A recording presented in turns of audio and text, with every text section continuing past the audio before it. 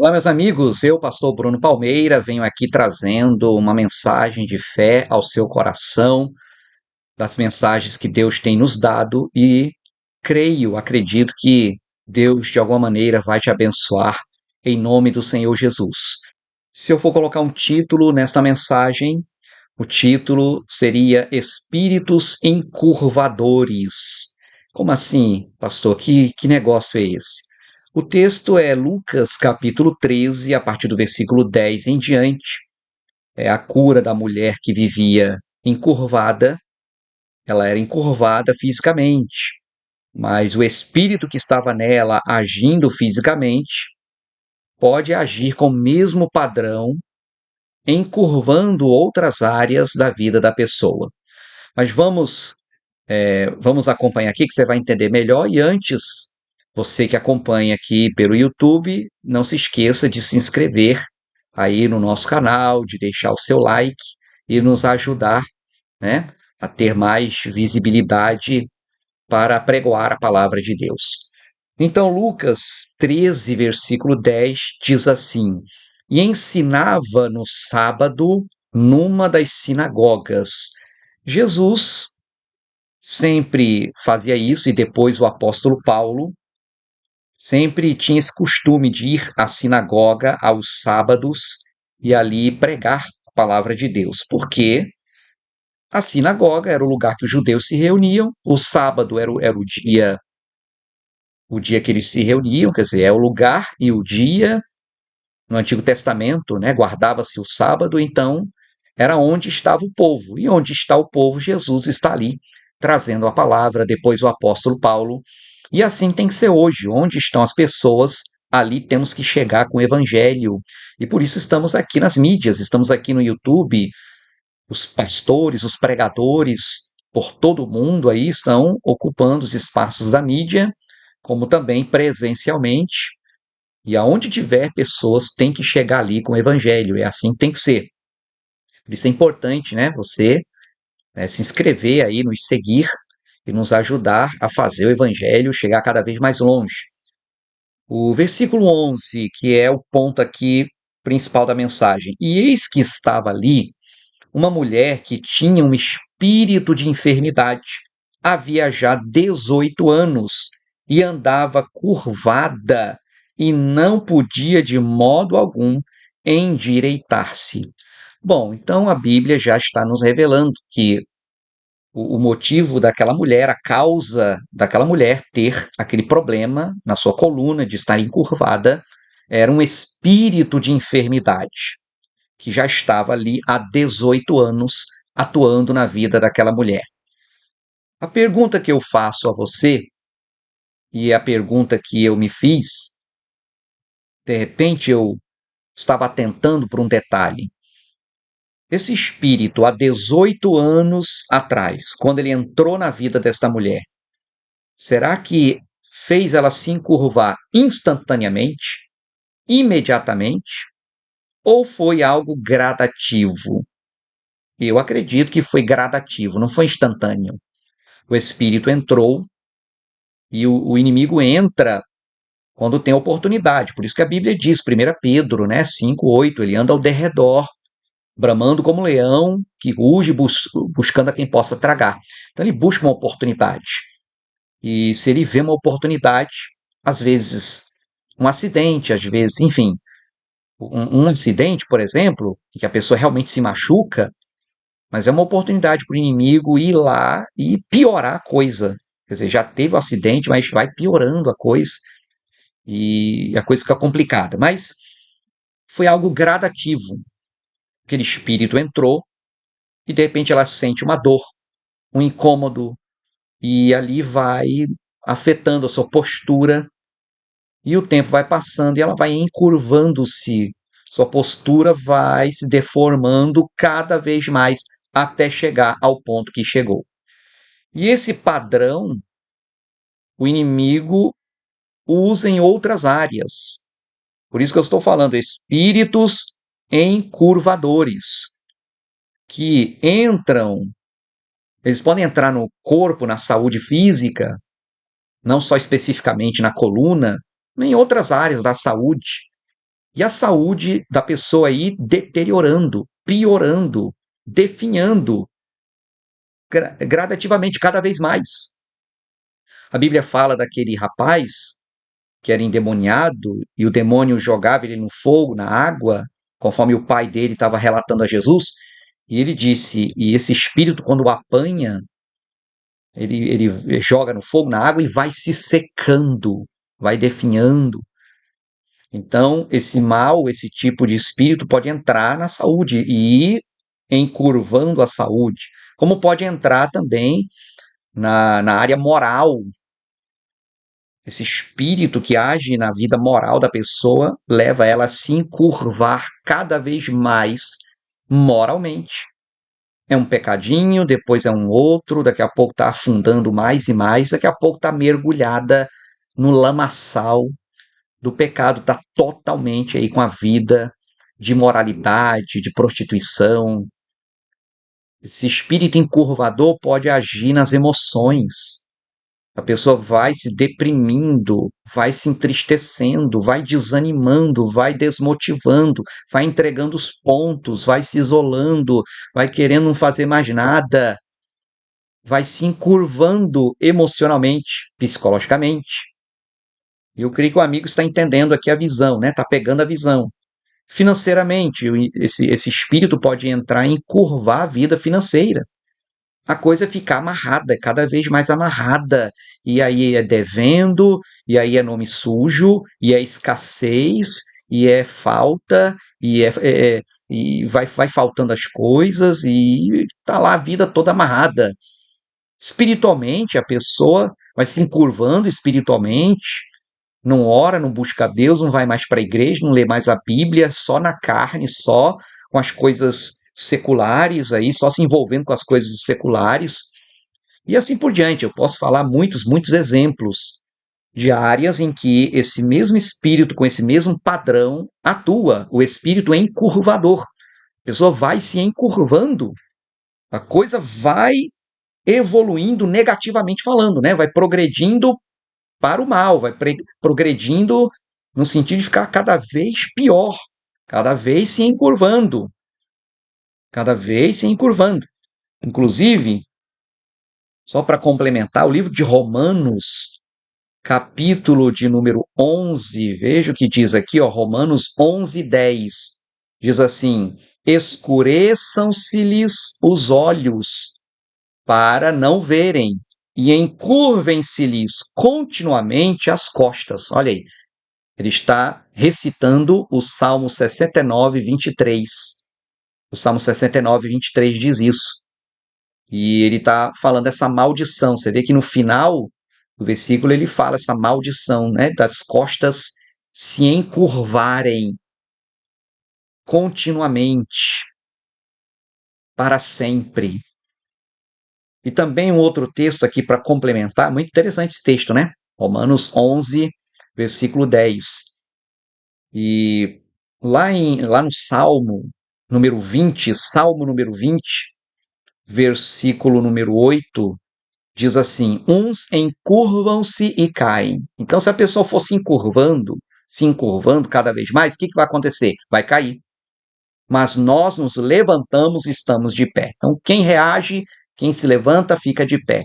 Quem se deixa encurvar, uma hora vai cair, quer dizer, vai se prostrar, vai ser derrotado de vez. Então, voltando ao nosso texto lá de Lucas 13, ela tinha esse espírito encurvador. E os anos foram passando e ela se encurvando. E você? Será que tem na sua vida?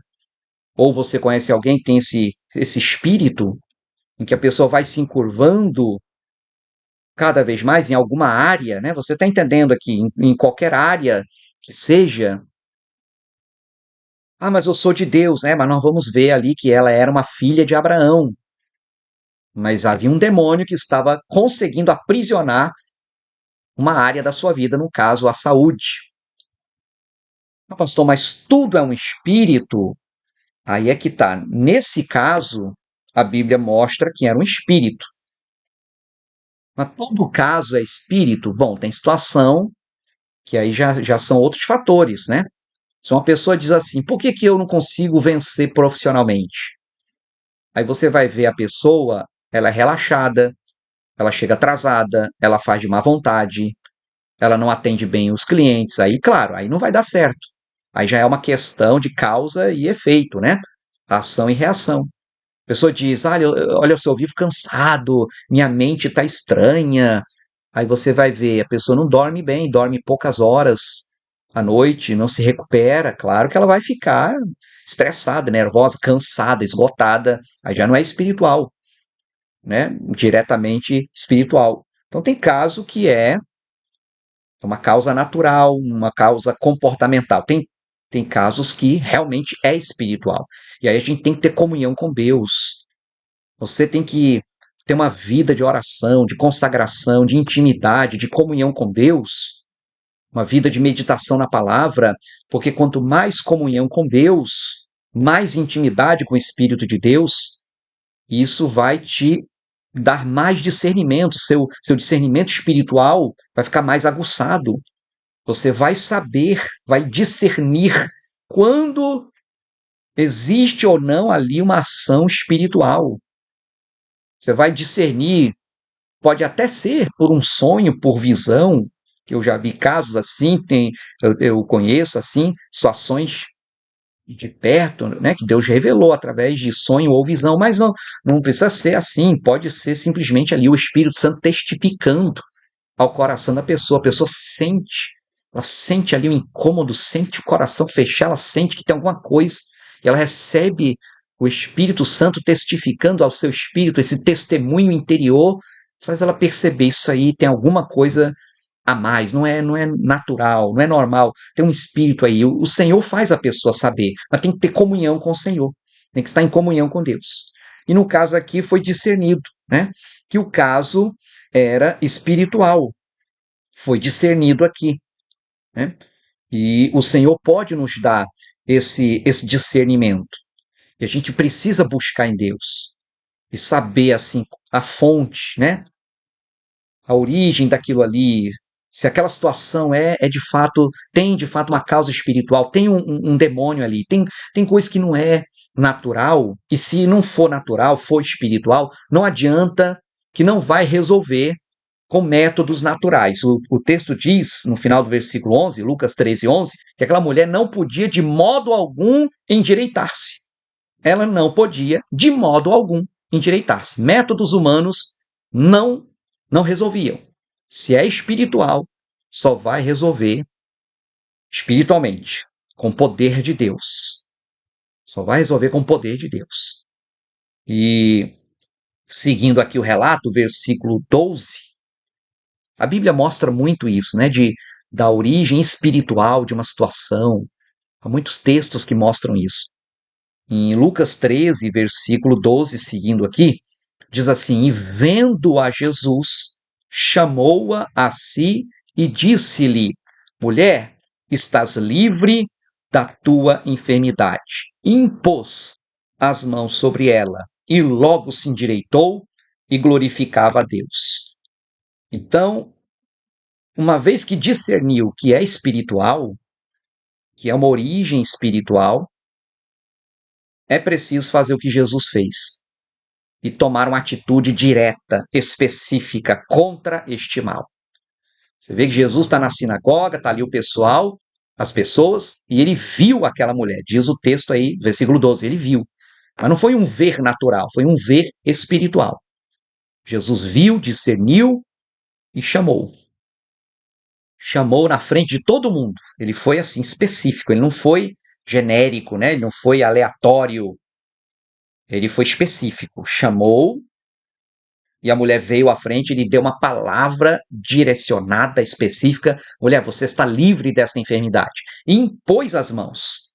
Impôs as mãos. Quer dizer, quer coisa mais direta, específica que isso? Quer coisa mais pessoal do que imposição de mãos? Então ele chama na frente de todo mundo, dá uma palavra direta, põe as mãos. E ela imediatamente endireitou-se, ficou curada e glorificava a Deus. Então, se você discernir que há uma ação espiritual, Então você tem que tomar atitude direta e específica contra este mal. Você não pode ser genérico. Ah, Deus, dá uma bênção. Ah, Deus, faz a obra. Você vê que Jesus não falou, olha, alguém aí vai ser curado agora. Não, ele especificou. Ele foi muito direto. Então, essa origem espiritual, né, de um mal ali, uma situação que é espiritual, você tem que agir diretamente contra o mal. Você tem que entrar em oração contra o mal, chamar ele pelo nome. Meu Deus, essa situação tem um espírito agindo, eu vou usar o teu poder. Meu Deus, desfaz esse mal, eu repreendo esse mal. Satanás, tira a tua mão dessa situação. Espírito encurvador, espírito que está encurvando e fazendo encurvar esta situação, eu repreendo em nome de Jesus. E às vezes é uma batalha que pode durar uns dias, pode exigir jejum, porque tem casta de demônio que só sai com jejum e oração. E em alguns casos vai ser um pouco mais rápido, como foi aqui o caso da mulher, foi instantâneo. Mas desde que você haja diretamente no caso, seja específico, seja direto, né? Busque mesmo, ore diretamente a respeito da situação, combata diretamente aquele espírito que está por trás daquela situação que você discerniu que está ali, e assim a vitória vem em nome do Senhor Jesus. Eu já vi muitos casos assim, né, de situação que parecia natural, mas tinha uma ação demoníaca, tinha uma ação espiritual, e Deus mostrou, e a gente ora, a gente repreende, a gente fica firme, e Deus faz a obra em nome de Jesus. Eu conheço o caso de uma pessoa uma senhora que caiu, quebrou o braço, e o médico estava dizendo que tinha que operar, mas a família sentiu ali de orar, buscar a Deus, e Deus mostrou, através de sonhos ali, que havia um espírito no ombro daquela pessoa. Todo mundo percebeu, é espiritual, então vamos entrar em oração. Entraram em oração, fizeram um propósito, e aquela senhora foi curada, o seu braço foi restaurado, não precisou da cirurgia, e até o último dia da sua vida estava com o braço normal para a glória de Deus. Então a gente tem que ter esse discernimento, né? Isso é muito sério. Tem o caso aí, né, que alguns devem conhecer, alguns já ouviram, do taxista que não pegava passageiro nenhum por vários dias, e até um táxi que estava ali atrás dele, ele passou por uma pessoa, a pessoa não deu sinal para ele, deu sinal para o táxi de trás, e ele ficou intrigado, foi até a pessoa, perguntou por que você me viu passar, não me deu sinal, e pegou o táxi de trás de mim, e a pessoa respondeu, porque o seu táxi estava ocupado, por isso que eu não te chamei. Mas o táxi não estava ocupado, tinha ninguém no táxi. Então ele entendeu, olha, não estou pegando passageiro porque tem um demônio, fazendo as pessoas verem uma pessoa que não está, na verdade, dentro do táxi. Então, quer dizer, tem questões que são espirituais, e a gente precisa agir especificamente. E se não agir, se não resolver, vai encurvando, né? Quer dizer, a coisa vai piorando, a coisa vai piorando. Se não tomar uma atitude espiritual, de fé, de buscar Deus, vai encurvar até cair, né? Uns encurvam-se e caem, como nós vimos. E Jesus, então, ministrou. Bom, para a gente seguir para o final aqui, para não prolongar mais, o versículo 14. E tomando a palavra, o príncipe da sinagoga, indignado, porque Jesus curava no sábado, disse à multidão: 6 dias há em que é mister trabalhar. Nestes, pois, vinde para seres curados, e não no dia de sábado. Então, o chefe da sinagoga ficou indignado com aquilo, que Jesus curou num sábado.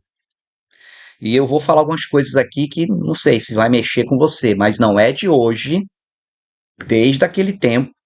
Você vê, não é de hoje que religiosos e até, entre aspas, né, teólogos, falsos teólogos, religiosos, se incomodam com o poder sobrenatural de Deus. Não é de hoje que o poder sobrenatural, milagroso do Senhor incomoda os religiosos, os teóricos, os, entre aspas, teólogos. Não é de hoje, não é de hoje.